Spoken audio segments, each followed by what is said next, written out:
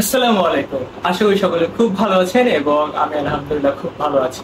তো আজকে কিন্তু আমরা অনেক দিন পরে আবার একটা নতুন ভিডিও নিয়ে চলে আসলাম এবং আজকের ভিডিওটা কিন্তু আপনারা হয়তো সকলেই থাম্বনেল দেখে অলরেডি বুঝে গিয়েছেন কি নিয়ে হবে। সেটা হচ্ছে আমরা যে নতুন ফিশ জুতা কিনেছি সেটা নিয়ে আজকের মেইনলি ভিডিওটা হবে এবং ফিশটার নাম হয়তো আপনারা অলরেডি জানেন, সেটা হচ্ছে রেড নিয়ন থ্রেড ফিন রেইনবো ফিশ। এবং ফিশ দুইটা দেখতেই পাচ্ছেন আমার ট্যাঙ্কে যে খুব সুন্দরভাবে কিন্তু ওরা সুইম করছে। এই জন্য এটা কেনার পরে আমি ফার্স্টে যেটা ভেবেছিলাম যে ঠিক আছে 700-800 টাকা দিয়ে একটা মাছ কিনবো এবং কেনার পর যদি এটা মারা যায় কোনোভাবে তখন আপনারা কিভাবে নিবেন বা আমি কি করে নিব, কারণ 700-800 টাকা দিয়ে কিন্তু আমি আরো অনেকগুলো ধরেন প্রায় 6-7 পেয়ার আমি হচ্ছে নিয়ন থ্রেডটা কিনতে পারতাম, সেটা কিন্তু আমার ট্যাঙ্কে আরো বেশি সুন্দর লাগতো। তো এই জন্য আসলে নতুন একটা কিছু এক্সপেরিমেন্ট করার জন্য আসলে ফিশটা নেওয়া এবং নেওয়ার পর আমি বলছি আলহামদুলিল্লাহ ফিশটা কিন্তু আমাদের দেশের জন্য এবং প্ল্যান্টেড ট্যাঙ্কের জন্য বেস্ট একটা ফিশ। সো বেস্ট ফিশ এটা কেন বললাম, সো চলুন এবার স্পেসিফিকেশন বলে দেওয়া যাক এই মাছটার ব্যাপারে। এই মাছটা কিন্তু খুবই সুন্দর একটা মাছ, প্ল্যান্টেড ট্যাঙ্কের জন্য বেস্ট একটা মাছ। এটা কিন্তু নর্মালি হচ্ছে রিভার সাইডে বেশি পাওয়া যায় এবং এটা যতদূর জানলাম হচ্ছে পাপুয়া নিউগিনি টাইপের দিকে বা এরকম অন্য দিকে হচ্ছে এগুলো বেশি পাওয়া যায়, রিভার সাইডের দিকগুলো বেশি পাওয়া যায়। এটা আমাদের যতদূর জানি এশিয়ার ফিশ কিনা এটা আমি ঠিক শিওর না, বাট এটার পানির যে টেম্পারেচার থাকে, পানির টেম্পারেচার হচ্ছে 30-এর মধ্যে রাখা ভালো। 30-এর মধ্যে রাখবেন, 30-এর বেশি নেওয়া এটার জন্য ভালো না, যেহেতু এটা একটা ট্রপিক্যাল ফিশ। এবং এটার পানির পিস আমি বিভিন্ন জায়গায় ঘাটাঘাটি করে যেটা জানলাম সেটা হচ্ছে এটা 6 থেকে 8 পর্যন্ত এটা সহ্য করতে পারে, বাট আমি বলবো এটা 6 থেকে 7-এর মধ্যে রাখা আপনাদের জন্য ভালো, কারণ যেহেতু আমাদের বাংলাদেশের ট্যাঙ্কে নরমালি 6 থেকে 7-এর মধ্যে আমাদের পিএইচটা আপ ডাউন করে।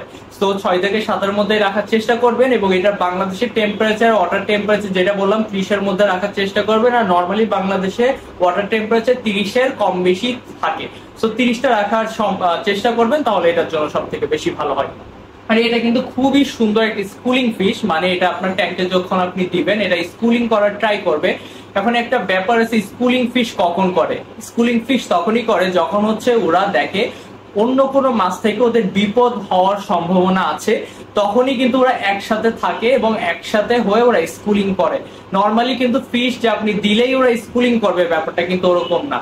সো এটা আমি এক পেয়ার কিনেছি, এক পেয়ার কি বা স্কুলিং করবে, এখানে স্কুলিং করার কিছুই নাই। এখানে যদি আপনি 4-5 পেয়ার কিনেন এবং আপনি যদি একটা কমিউনিটি ট্যাঙ্কে আপনি ফিশটাকে রাখেন তখন কিন্তু এটা স্কুলিং করবে এবং দেখতে খুবই সুন্দর লাগবে।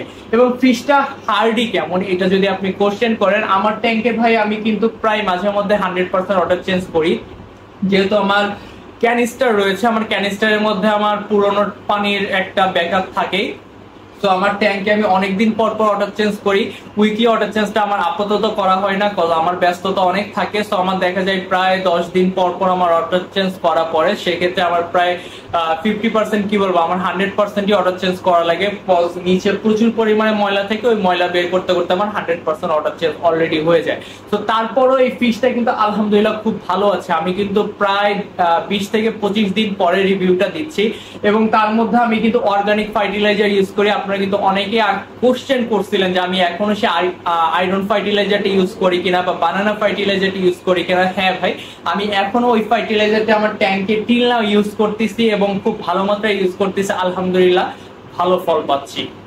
এবং তার সাথে আমি কিন্তু ওয়াটার ডিক্লোরিনেটর ইউজ করতেছি অ্যাকোয়াজারে, ওটা ইউজ করতেছি। তো সবকিছু মিলাই কেমিক্যালি বলেন বা অর্গানিক্যালি বলেন, এবং আমার মাটিতে কিন্তু কম্পোস্ট সার ইউজ করা আছে, সবকিছু মিলাই বলতেছি ফিশটা কিন্তু আলহামদুলিল্লাহ খুবই ভালো। আমি যেদিন আমার ট্যাঙ্কে এনেছি ফিশটা সেদিন থেকে টিল নাও এখন পর্যন্ত ফিশটা একদিনও ইনঅ্যাক্টিভ বা অ্যাক্টিভনেস দেখায়নি এমন কোনো দিন নাই। সবসময় আপনার ট্যাঙ্কে সুইম করবে, সবসময় আপনার ট্যাঙ্কে হান্টিং করবে, ঘুরবে, সবকিছু খাওয়ার ট্রাই করবে এবং সবকিছু অনেক কিউরিয়াস। এই ফিশটা আমি যতদূর দেখছি অনেকটা কিউরিয়াস, সবসময় ট্যাঙ্কে সব জায়গায় সে খুঁজে বেড়ায়, কি জানি খুঁজে বেড়ায়, হয়তো খাবার খুঁজে বেড়ায়। আচ্ছা, খাবারের কথা বলতে মনে পড়লো, এরা কি কি খায়?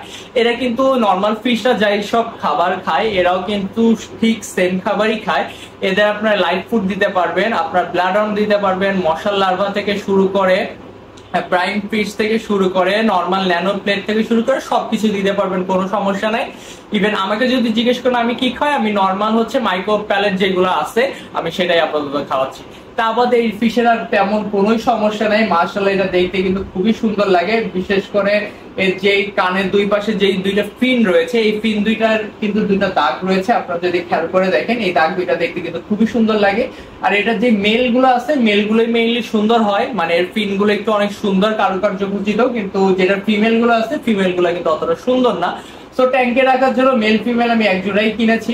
ইনশাআল্লাহ যদি ইন ফিউচারে আমি যদি এই ট্যাঙ্কের জন্য কিনি, হয়তো আমি আর এই ট্যাঙ্কের জন্য এই ফিশটা কিনবো না, হয়তো অন্য কোনো ফিশ কিনবো। এখন আবার আপনাদের কোশ্চেন হতে পারে যে আমি এই ফিশটা কিনবো না কেন বললাম, কারণ আমার এই ট্যাঙ্কে আমার ইচ্ছা আছে বেশ কয়েকটা ভ্যারাইটিস এর ফিশ রাখার, মিনিমাম হচ্ছে 1, 2 বা 3টা ভ্যারাইটিস এর ফিশ রাখা, তাইলে একটু কালারফুল লাগবে। আর এই ফিশটা ট্যাঙ্কের জন্য, প্ল্যান্টেড ট্যাঙ্কের জন্য বেস্ট। আপনার যদি প্ল্যান্টেড ট্যাঙ্কে যথেষ্ট পরিমাণ প্ল্যান্টস থাকে এবং ওদের জন্য হাইডিং প্লেস থাকে, এরা কিন্তু আমি খেয়াল করছি এরা মাঝে মাঝে গাছের নিচে পলায় থাকে, এবং যখন এরা ঘুমায় স্পেশালি ঘুমানোর সময় এরা মাঝে মাঝে পলায় থাকে, একদম আমাদের ট্যাঙ্কের একদম ব্যাকগ্রাউন্ডে চলে যায় এবং গাছের নিচে যারা ঘুম পড়ে, এবং আমি যখনই ট্যাঙ্কের সামনে আসি ওরা কিন্তু আবার ঠিক ট্যাঙ্কের সামনে চলে আসে। ইভেন ওরা বুঝে যে আপনি কখন খাবার দিবেন, ওরা কিন্তু ট্যাঙ্কের সামনে আসলেই কিন্তু ওরা ট্যাঙ্কের সামনে চলে আসে। এই জিনিসটা খুবই সুন্দর এবং ওরা খুব ফ্রেন্ডলি, খুবই সুন্দর একটা মাছ এটা বলবো। আর এরা কিন্তু আপনি যদি বড় কোনো ফিশের সাথে রাখেন, অ্যাগ্রেসিভ ফিশের সাথে যদি কোনো রাখেন আপনি, তাহলে কিন্তু এরা একটু ভয় পাবে, যেহেতু এরা ছোট সাইজের মাছ। এবং এদের লেন্থ কতটুকু হয়, এদের লেন্থ হচ্ছে 3 সেন্টিমিটার থেকে 4 সেন্টিমিটার পর্যন্ত হয়ে থাকে, এবং এদের ন্যূনতম ট্যাঙ্ক সাইজ হচ্ছে 30 সেন্টিমিটার। তো বুঝতেই পারতেছেন এদের জন্য ন্যূনতম আপনার 30 সেন্টিমিটার একটা ট্যাঙ্ক অবশ্যই লাগবে, এবং এটা প্ল্যান্টেড ট্যাঙ্ক হলে সব থেকে বেস্ট হয়, যেহেতু এটা রিভার সাইডের একটা ফিশ। তো আপনার অবশ্যই একটা প্ল্যান্টেড সেটআপ লাগবে। প্ল্যান্টেড সেটআপ না হলে এটার সমস্যা যেগুলো হবে সেটা হচ্ছে এটা ইনসিকিউর ফিল করতে পারে, যেহেতু এটা ছোট সাইজের মাছ। তো আপনি যদি প্ল্যান্টেড ট্যাঙ্কে না রাখেন আর কমিউনিটি ট্যাঙ্কে রাখেন স্পেশালি, আর সেটা যদি প্ল্যান্টেড না হয়, সেহেতু এরা ইনসিকিউর ফিল করতে পারে, তখন এটা মারা যেতে পারে।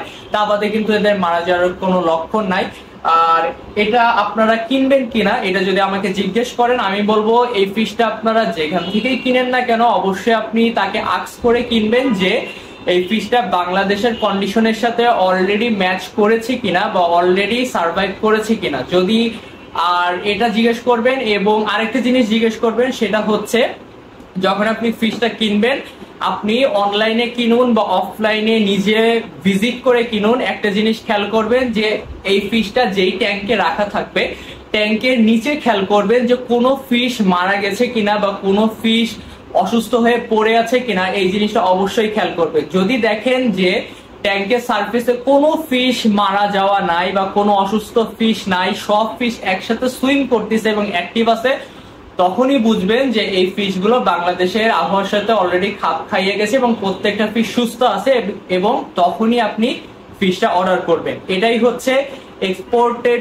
করা বা ইম্পোর্টেড করা এইসব ফিশ কেনার সব থেকে ভালো সিস্টেম। এই সিস্টেমে আপনি বুঝতে পারবেন যে আপনার ফিশটা ভালো হবে নাকি খারাপ হবে।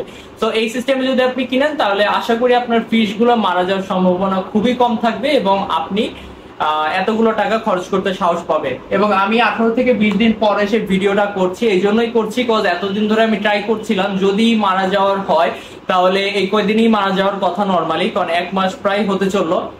তো এখনো যেহেতু এই ফিশ গুলো মারা যায়নি, তো আমি বলতেই পারি ফিশটা খুবই হার্ডি একটা ফিশ এবং খুবই সুন্দর প্ল্যান্টেড ট্যাঙ্কের সাথে খাপ খাইয়ে যায়, এবং বাংলাদেশের আবহাওয়ার সাথে তো অবশ্যই খাপ খাইয়ে যায়, যেহেতু এটার সকল প্যারামিটার বাংলাদেশের ওয়েদারের সাথে বা বাংলাদেশের আবহাওয়ার সাথে এটা ম্যাচ করে। এই জন্য এটা বাংলাদেশের জন্য এটা খুবই সুন্দর একটা ফিশ। আপনারা চাইলে এটা যে কোনো ইম্পোর্টারের কাছ থেকে কিনতে পারেন বা যে কোনো পেজের থেকে কিনতে পারেন। আমি আলাদাভাবে কাউকে সাজেস্ট করছি না, আপনাদের যেখান থেকে খুশি আপনারা সেখান থেকে এটা কিনতে পারেন। ওভারঅল ফিশটা আলহামদুলিল্লাহ খুবই ভালো। সেটাই ছিল আজকের ভিডিও, জানি না আপনাদের কেমন লাগলো, বেশ কিছু ইনফরমেশন দেওয়ার চেষ্টা করলাম।